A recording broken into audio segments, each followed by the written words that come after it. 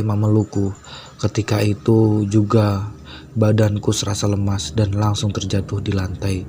Dengan sisa-sisa darahku, aku melihat Santi menghilang perlahan dari pandangan.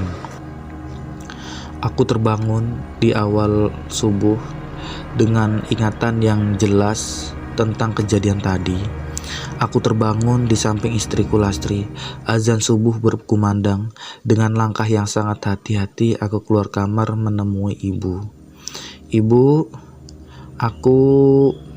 menutup bibirku dengan telunjuknya dan memberiku secari kertas yang bertulis pesan, "Jangan katakan apapun jika kamu ingin Lastri selamat.